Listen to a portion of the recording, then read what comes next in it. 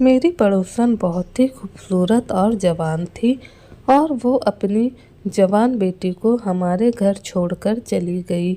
उसे किसी दूसरे शहर काम के लिए जाना था। लड़की बहुत ही ज़्यादा खूबसूरत थी। उसको देखकर मेरी नीयत गंदी हो गई। एक रात मेरी बीबी की तबीयत खराब हुई और वह अस्पताल में दाखिल हो गई। मौका पाकर मैं घर आ गया और उसको अपने कमरे में ले आया। ये देखकर मेरे पैरों तले ज़मीन खिसक गई कि उस लड़की ने मेरे सामने। अब सुनिए मेरी कहानी, मेरी ज़ुबानी शुरू करते हैं। पूरी कहानी। हमारी पड़ोसन हमारे घर के पीछे गली में रहती थी और उसका मेरी बीबी के साथ अच्छा संबंध था। एक दिन उसे किसी काम की वजह से दूसरे शहर जाना पड़ा तो वह अपनी बेटी को हमारे घर छोड़कर चली गई।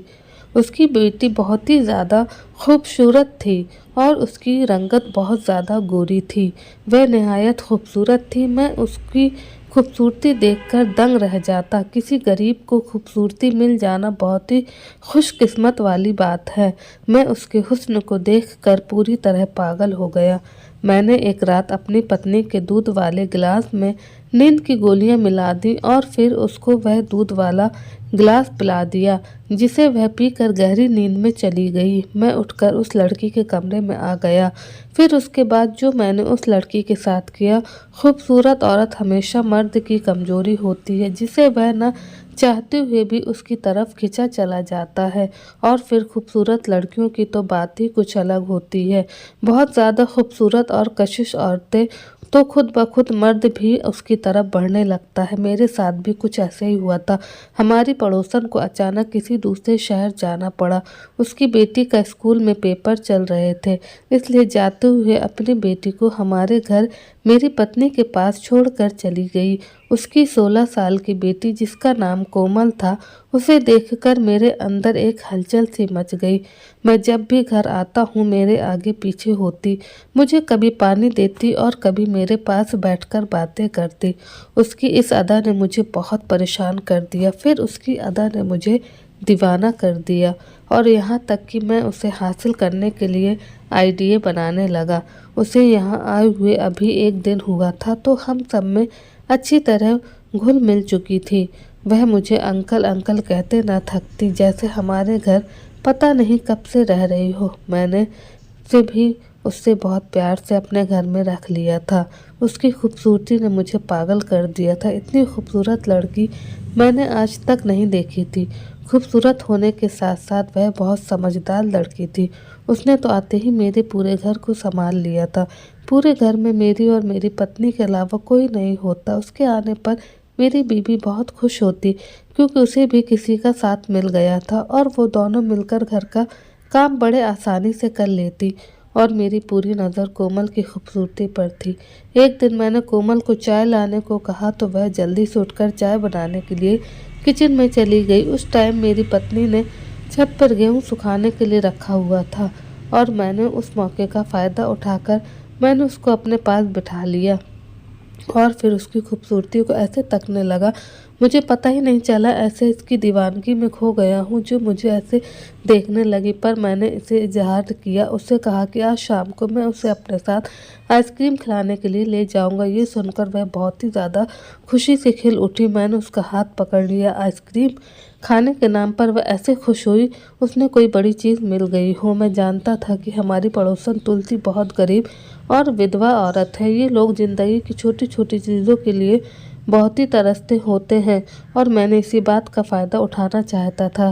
थोड़ी देर बाद वह उठकर चली गई और मैंने गहरी सांस भरी। आगे के लिए मैंने अपना आइडिया तैयार करके रखा था। कोमल ग्रीन कलर का सूट पहने मेरी पत्नी का हाथ बटा रही थी और उसमें और भी ज़्यादा खूबसूरत लग रही थी। वह मेरी पत्नी से कहीं ज़्यादा हसीन लग रही थी और मैं चुपके चुपके उसे देख रहा था।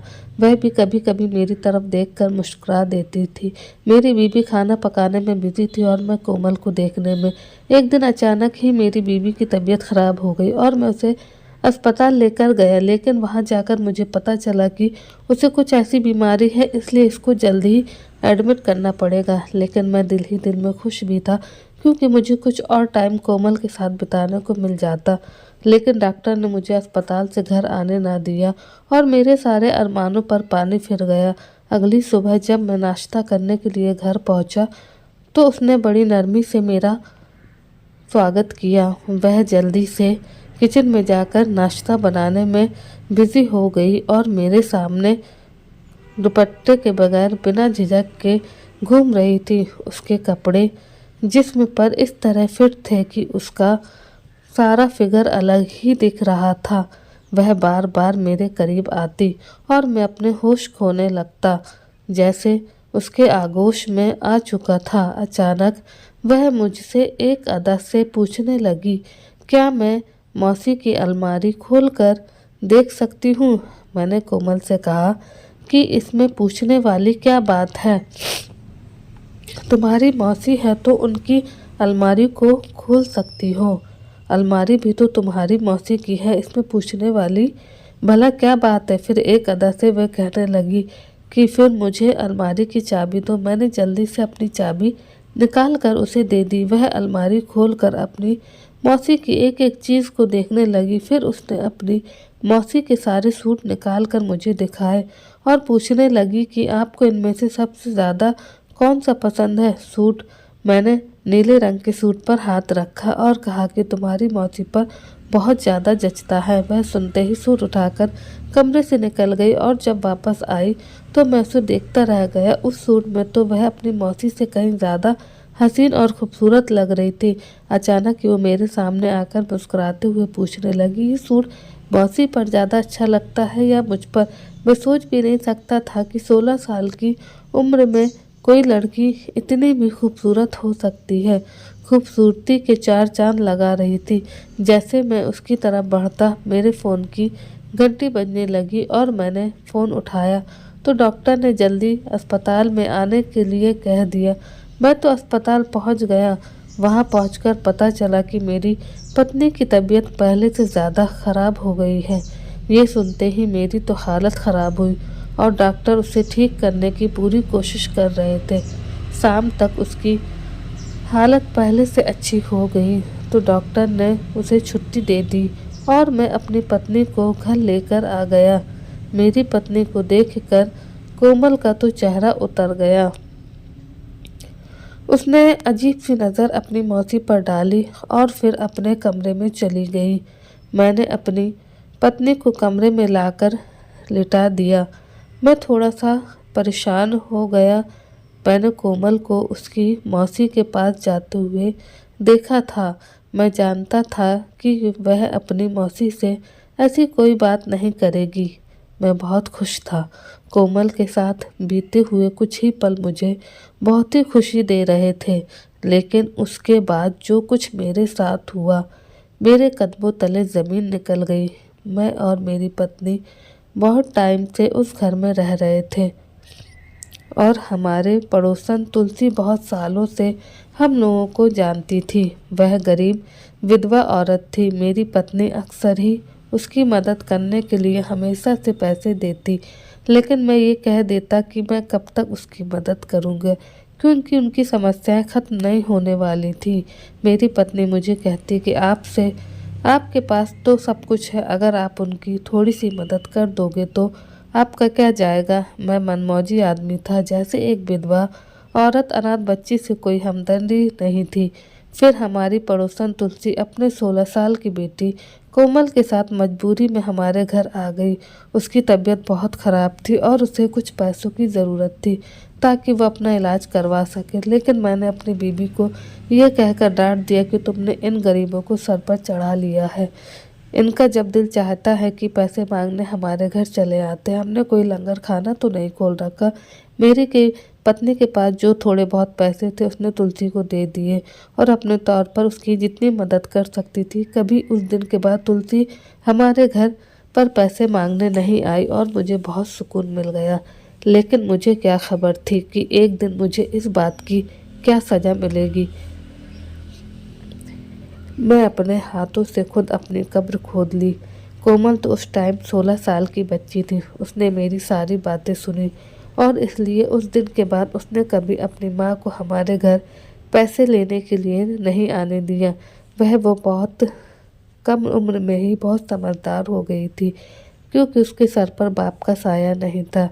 जब मैंने अपनी पत्नी से कोमल की माँ के बारे में कड़वी कड़वी बातें की तो कोमल ने खुद सारी बातें सुन ली थी और उसके दिमाग में मेरा एक एक शब्द बस गया था। वह मुझसे इस कदर नफरत करती थी कि वह किसी भी सूरत मुझे अपना इंतकाम का निशाना बनाना चाहती थी। लेकिन कोमल बार बार अपनी खूबसूरती दिखाकर मुझे अपनी तरफ खींच रही थी ताकि मैं अपनी हद पार कर दूं। वह बहुत अच्छे से मेरी गंदी नीयत को जान चुकी थी और इसी बात का फ़ायदा उठाते हुए उसने खुद को मेरे सामने पेश कर दिया। रात होते ही मैंने अपनी पत्नी के दूध के गिलास में नींद की दवा मिला दी, क्योंकि मैंने पूरी रात कोमल के साथ बिताने की ठान ली थी। थोड़ी देर बाद मेरी पत्नी को गहरी नींद आ गई और मैं कोमल के कमरे में चला गया। मुझे देखकर उसके चेहरे पर मुस्कुराहट फैल गई और जैसे मैंने उसके करीब गया वह 2 कदम पीछे हट गई। मैं अपनी हद पार करने लगा और आगे बढ़ने लगा और वह अपने आप को बचाने के लिए मिन्नतें करने लगी, हाथ पैर चलाने लगी और जैसे ही वह मुझसे आज़ाद होने की कोशिश कर रही थी, लेकिन मैंने उसको हासिल कर लिया। जब उसके कमरे से निकलने लगा तो कोमल ने साइड टेबल पर पड़ा मोबाइल उठाकर मेरी तरफ बढ़ाया और ये देखकर तो मेरे रोंगटे खड़े हो गए। उस मोबाइल में मेरी पूरी वीडियो बन चुकी थी, जिसमें ऐसा लग रहा था जैसे मैंने उसके साथ कोई ज़बरदस्ती की हो। कोमल जिस अंदाज से धक्के मार रही थी, ऐसे लगा था जैसे वह खुद को मुझसे छुड़ाने की नाकाम कोशिश कर रही थी। मैंने हैरत से कोमल को देखा तो मुस्कुरा कर कहने लगी, ये वीडियो इस मोबाइल पर नहीं है बल्कि उसकी माँ के मोबाइल में भी पहुँच चुकी है, और अगर अब मैं अपनी पत्नी के सामने अपनी इज्जत बनाए रखना चाहता हूँ तो खुद ही उनकी मदद करूँगा। कोमल बड़ी नफरत से कह रही थी कि एक अनाथ बच्ची की मदद करने में तो तुम्हारी मारी जान निकल रही थी और एक अनाथ बच्ची को तुम हासिल करना चाहते थे। कोमल की बातें सुनकर मैं तो हक्का बक्का रह गया। वह एक आइडिया के तहत इस घर में आई थी, यह तो मैं सुनकर हैरान रह गया। कोमल कह रही थी कि कोई भी औरत खुशी से अपने जिस्म का सौदा नहीं करती, बल्कि उसके हालात उसे ये करने पर मजबूर कर देते हैं। कोमल कहने लगी कि जब उसके घर कुछ खाने को नहीं होता और हम एक टाइम की रोटी को ही तरसते थे, तब मैंने उसकी मदद करने से साफ इनकार कर दिया, जबकि मेरे पास पैसों की कोई कमी नहीं थी। वह कहने लगी कि जब आपको मेरा जिस्म चाहिए था तो मुझ पर पानी की तरह अपना पैसा लुटाने को भी राज़ी हो गए, और अब तो तुमने क्या करना ये सुन लो। अब हर महीने मेरे घर का खर्चा पूरी तरह तुम उठाओगे, नहीं तो मैं ये वीडियो तुम्हारी पत्नी को दिखा दूंगी और तुम पर रेप केस भी लगा दूंगी। कोमल की बात सुनकर मेरी तो जान ही निकल गई, क्योंकि मैं सोच भी नहीं सकता था कि ये बात कभी मेरी पत्नी को पता चले। मैंने कोमल से कह दिया कि मैं हर महीने की पूरी मदद करूंगा, लेकिन कोमल ने एक और शर्त मेरे सामने रख दी, जिसने तो मेरा दिमाग पूरी तरह से सुनकर दिया। कह रही थी कि मेरा दूसरा फ्लैट उसके नाम करना होगा। मेरे कदमों तले तो ज़मीन निकल गई। वह लड़खड़ाते हुए कदमों के साथ अपने कमरे में चला गया। अगली सुबह कोमल की माँ आकर उसको अपने साथ ले गई, लेकिन कोमल जाते जाते ही मुझे धमकी देकर चली गई कि अब से मुझे उसका सारा खर्चा उठाना होगा, और अगर 1 हफ्ते के अंदर मैंने उसके नाम फ्लैट ना किया तो मेरे द्वारा किए हुए कर्मों पर पर्दा हटा देगी। मैं कोमल की बात मानने पर पूरी तरह से मजबूर हो चुका था। मैंने कुछ ही दिनों में उसके नाम फ्लैट कर दिया। जिस लड़की को मैं बहुत ही सीधा सादा मासूम और शरीफ लड़की समझता था और अनाथ बच्ची ही समझता था, और ये सब समझकर अपने जज्बात की हद पार कर दी, वह तो बहुत ही चालाक निकली। जब ज़माने में मौजूद हम जैसे लोग कोमल जैसी अनाथ और गरीब बच्चियों को सहारा नहीं देते और उनकी मदद भी नहीं करते, तो वह खुद ब खुद ऐसी बन जाती हैं, और यही नहीं बल्कि हम जैसे मर्द उन्हें तवाइफ भी बना देते हैं। कोमल भी एक तवाइफ की तरह ही खुद को इस्तेमाल कर बैठी थी और उसमें उस मासूम की कोई गलती नहीं थी। वह अपनी समस्याओं से मजबूर होकर उस जगह पर पहुंची थी कि उसने खुद को इस्तेमाल करने से भी परहेज नहीं किया। मैं अनाथ बच्ची को 2 टाइम की रोटी देने से तो कतराता था और अब मैंने मजबूर होकर उसके घर का सारा खर्चा उठा लिया। कोमल जैसी कितनी बेहाल एक टाइम की रोटी के लिए खुद को इस्तेमाल कर बैठी हैं, क्योंकि उन्हें एक टाइम की रोटी भी अच्छे से नसीब नहीं होती। जो मैंने कोमल के साथ किया था वो तो एक बहुत बड़ा जुर्म था और मुझे सारी उम्र इस बात का पछतावा रहना था। मैंने कई दफ़ा अपने भगवान से झिझक कर अपने पापों की भी माफ़ी मांगी थी। उस दिन के बाद मैं कोमल को देखते ही अपनी नज़र झुका लेता, क्योंकि मैं जान गया था कि वह मेरे लिए काबिल नहीं थी, जिसे मैंने अपनी हविश का शिकार बनाया था। आप लोग भी अपने इर्द गिर्द अनाथ बच्चों का ख्याल रखें, उनके साथ हमदर्दी का प्रयास शुरू करो। दोस्तों, उम्मीद करती हूँ कहानी आपको पसंद आई होगी। पसंद आई हो कमेंट करके ज़रूर बताएं। वीडियो को लाइक करें, चैनल को सब्सक्राइब ज़रूर करें। धन्यवाद। और भी ऐसी अच्छी अच्छी कहानियाँ मैं आपके लिए लेकर के